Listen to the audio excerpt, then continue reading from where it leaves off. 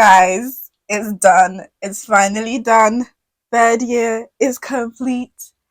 Finally crossed the finish line. Finally finished a 3-year master's degree in counselling and psychotherapy. Woo! I've been looking forward to doing this video for a long time. I'm gonna spill all the tea, everything that I went through in final year to get here, the highs and the lows, because you know on this channel we keep it real. I don't hide the negative from you guys, I don't hide the bad from you guys. I tell you guys the good and the bad. So let's get into it. Get your tea because I've got mine over here.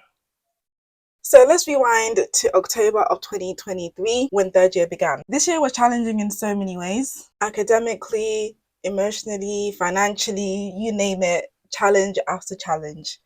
And it's a miracle that I got here, so I thank God, honestly. I did 2 vlogs. One was for my placement and one was for a day at uni, because each year I did like a day at uni vlog, so you can watch those to get a bit more insight into some of the things that I'm going to share with you guys. So I'm going to share everything like I normally do with my end of year videos: timetable, assessments and assignments, placement, personal therapy, all of that kind of stuff that came with final year. So this year we were going into uni on Thursdays, and as you know, each year we went in on a different day. So this year was Thursdays, and we were finishing at 5:30 instead of 5. And they also added business meetings at the start of the day. I think they started at 9 or 9:30, I can't remember. And at first I thought they were mandatory, and I was living much further away from uni this year, so it was a long travel for me. But then when I found out they weren't mandatory, I stopped going like immediately, because I was like, I'm not waking up earlier to get here. But the business meetings were basically to raise any issues or concerns that we had about the course of the university, and our lecturers would be there to answer any questions that we had. So in that regard, it was quite helpful, but it was not worth me getting up for stuff like that in the morning, because if I had any issues, I would just send an email, or I would speak to whoever I needed to speak to on the day that I was in uni. So yeah. So the uni day was extended, technically 9:30 to 5:30 or 10 to 5:30. So the schedule was like this. If I went to the business meeting, that would start at 9:30, I think. And then at 10 a.m. we would have our supervision group.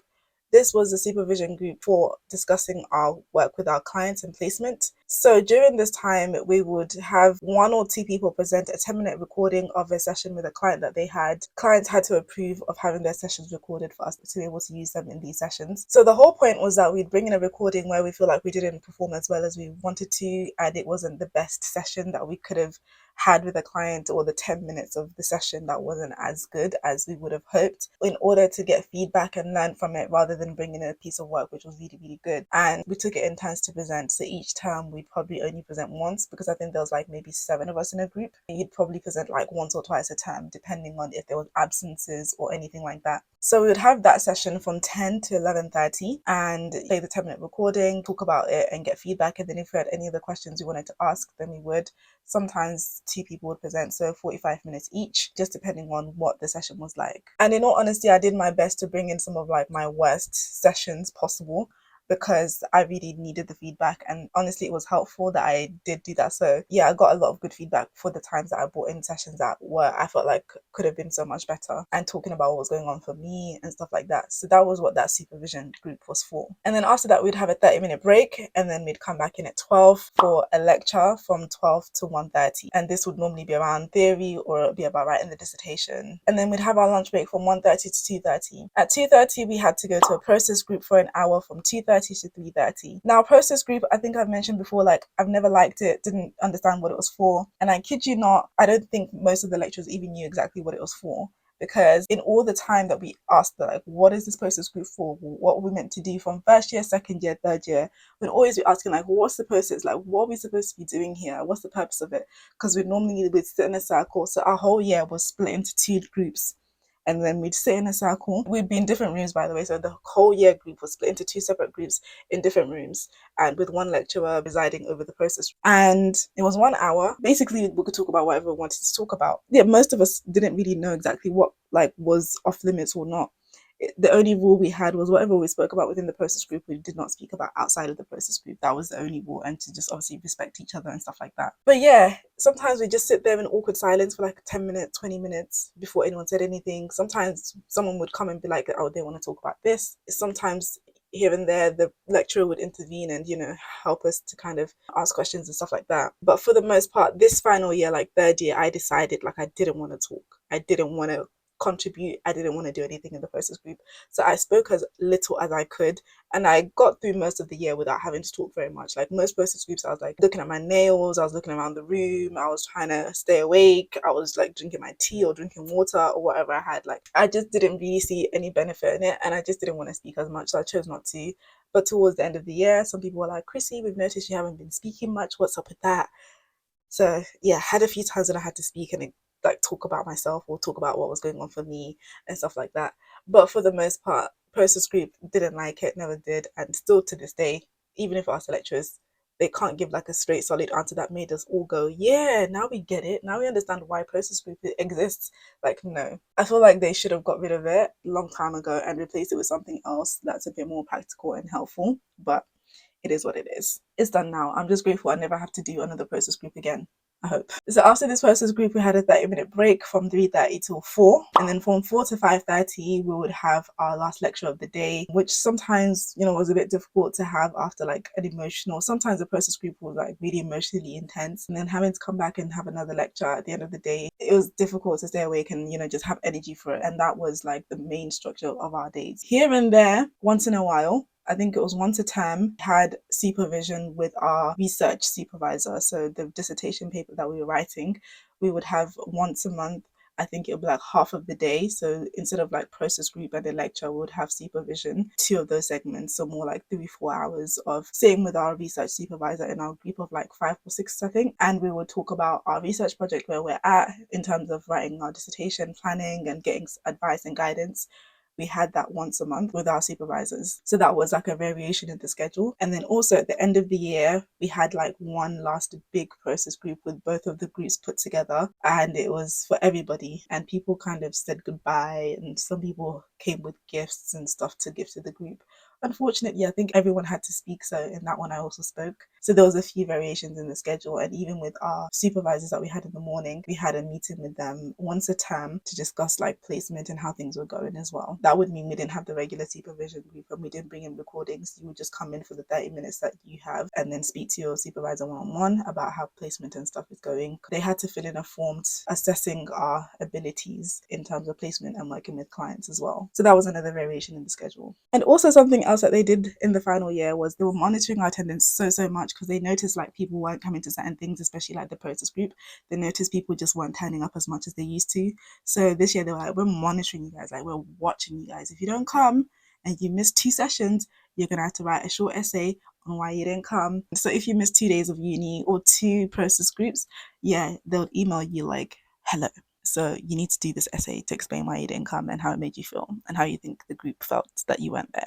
So unfortunately, I did miss 2 days of uni. I tried so hard not to, but I really was so ill that I couldn't come. It was 2 days across the year, but they monitored it. Like if you missed like those 2 days, whether one was in October and the other one was in May, they'd be like, oh, you missed 2 days, write your essay. So the first question was, what was it like for me to miss the group? And the other question was, what do I imagine the impact of not attending had on the group? So those were the 2 questions. And I think you had to write like 300 to 500 words or something for each question. So I had to do mine and then email it back to them. And you didn't get marked or graded for it. I don't even know if they read it, but you just had to do it anyway. So trying to avoid writing that essay was a big incentive for me to go to uni and to also not miss process groups, because otherwise I would have not attended some of the process groups. So that was the uni day. Now let's talk about the assignments I had throughout the year. So ever since my undergrad, I had a thing that I would do where I would find out all the assignments that we have for the year, because normally they do release them around the start of the year, and I would write a Word document with all of the assignments, the questions, the word count, and when it was due, and then I'd stick it on my wall somewhere in my room. That worked really well in undergrad. In my master's, I couldn't really print them out anywhere because I didn't have somewhere to put them, but I still had like something to refer to help me stay on track. So I'm going to put on the screen the one I did for my final year, and as you can see, the first thing that we had due was the ethics application, which was due on the 6th of December. So this was the ethics application that we needed to do in order to begin doing the research for our dissertation paper. And then we had an essay, which was quite difficult. It was quite lengthy. It was 4,000 words. And this one was all about you as a person and why you became a therapist. Why did you choose to do this? What led you to this? It was very, very personal. I can't lie. I got a bit emotional writing it because I had to really look deeper than like, why did you become a therapist? And it was overwhelming. But a lot of people, I think, got quite emotional writing this assignment because was very personal. So this was due 20th of March, 4,000 words. It was quite a lot. So the process report was due on the 24th of April. So the transcript and everything, the written version of the audio that I had to present for the VIVA exam was due on the 24th of April. And then to go hand in hand with that was the VIVA exam, which was then a few weeks later on the 17th of May. So these two went hand in hand. You got 1 mark for both of them together because they went hand in hand. So I did the process report on the VIVA, which I failed, but this was definitely quite difficult for me to deal with when I found out that I failed. The other thing we had due was the internal supervisors report, which is the one-to-one time that we had with our supervisors, 1 to term, to discuss how placement was going and how we felt like we were doing, any areas of growth, things that we felt like we were doing well and things that we were struggling with. So that was something that our supervisors had to kind of fill in a form and then give it back to us, and we submitted it. And then of course we had our dissertation, which was due 27th of June. So I tried to finish it before my birthday, but I couldn't. So I had to ask for an extension. Long story, but I will explain. So our dissertation was 8,000 words, plus or minus 10% of that word count. And I'm going to do a video on all of this, on how I wrote my dissertation in the process. So look out for that soon. And then, of course, we had to submit our therapy hours and our supervision hours from placement, as we've done each year. So every year we had to do 35 hours of personal therapy. And then our therapist had to then sign a form to show that we had done it. And then for placement, we also had to write our hours, and our supervisors from the placement had to sign a form to say that we had done it. And then we also had to submit that to the university, amongst a few other documents. So that was all of the assignments that I had in 3rd year. And all of this had to be done while we were doing our dissertation, by the way, while we were doing interviews and promoting our study, looking for participants, collecting data, transcribing. We had to do all of that while we were doing this on the side, while we were preparing for the VIVA, while we were going to placement, while we were in personal therapy. Like, it was a lot. It was not easy by any means at all. So now let's talk about the big fat obstacle I found myself in 3rd year while I was writing my dissertation project, because 3rd year was difficult because mainly of this, not just the workload, but mainly because of this. So while I was writing my dissertation, we all got our results back for our VIVA exam, and I wish I hadn't opened them. Some people decided not to open them until they finished their dissertation, and initially I was hoping I could do the same, but I couldn't wait. So I opened them, and boy oh boy, I shouldn't have, because lo and behold, I had failed. And I remember taking a break from writing. I was like, you know what, I'm a bit sad. Let me just slow down and I'll get back to it soon. So closed my laptop or pushed away my laptop, got food or whatever. I don't remember exactly what I did, but all I know is from the moment I opened those results, it kind of sunk in, and then I thought I was okay for a bit. And then I think I spoke to somebody on the phone, explaining to them the situation, and it was only after I spoke to them on the phone that I was really emotional, and I realized how sad I was and how upset I was about it all. And then I just couldn't stop crying after that. Even after I got the phone, I started crying every day, all the time, and I just couldn't get back to my work. And I was stuck like that for a good, probably almost a week. I was just in tears. I just couldn't even lift a finger to type my dissertation. I just put my dissertation to the side, my books to the side, and I just couldn't do it anymore, because I was just so, the sadness was so overwhelming. And I don't even know why I was so sad. I mean, I kind of do. Part of me was just thinking this is going to delay me getting qualified, because I have to do the reset soon, November, December. And of course I can probably still graduate in January, but this is such a huge setback, and I thought I was done. And another thing as well is that I remember just feeling so academically burnt out. I don't even know if that's a term, but I was so academically burnt out that I didn't have any more to give to the course. I just couldn't stomach the thought of having to write another assignment, having to do more uni, having to do more work. And I think that's what really got to me, and that's why I just couldn't stop crying. If I wasn't doing something that required my attention, or if I wasn't talking to somebody, I was just crying, or I was trying to get myself to stop crying, or I was eating, not stress eating, see, just eating in general. But yeah, that made it really, really hard. So my dissertation took a setback and took the hit of that emotional turmoil that I was feeling because of the failure of my VIVA. So as a result, I had to end up asking for a 5-day extension for my dissertation, which was allowed. So I got the 5-day extension. So I got back on it and I did as much as I could. And boy, oh boy, the last 2 days of that, I don't think I slept. I stayed up for more than 24 hours to write my dissertation. So I woke up like a normal morning. I got ready, showered, ate, and then I started working on my dissertation throughout the whole day and then throughout the whole night. And I was gonna sleep, but I hadn't done enough that I feel like I deserve sleep. So I think I took a 1 hour nap around 3 a.m. to 4 a.m. And then I woke up and I carried on writing my dissertation all the way into the next day, and then in the afternoon it was due. And then luckily, when I went to now try and submit it, the submission box wasn't there. So I had to email my lecturer and be like, there's no submission box. That bought me a bit of extra time. So I carried on writing and I carried on adding more. And then she emailed me like, have you submitted it yet? So I can close the submission box. I took a bit more time. I took a few more minutes and then just finalized it all and then submitted it. And then I emailed her and said, yeah, I've submitted it now. Being academically burnt out, I was forcing myself every step of the way, like pushing, really, really, really pushing myself in a way that I hadn't had to do before. It was harder because I knew it wasn't the last thing. I knew that I still had to go back to the VIVA. So after I finished this, I took like a few days to kind of just calm down and forget about the dissertation. And then I had to go back and now start thinking about the VIVA, finding out when the VSIT date was and start thinking about it and, you know, doing everything from scratch again. And it was just really, really stressful. It was overwhelming. So yeah, having to deal with that was still really difficult. And I found out, and I thought that the VSIT would be in like November, because normally that's when VSIT submissions are.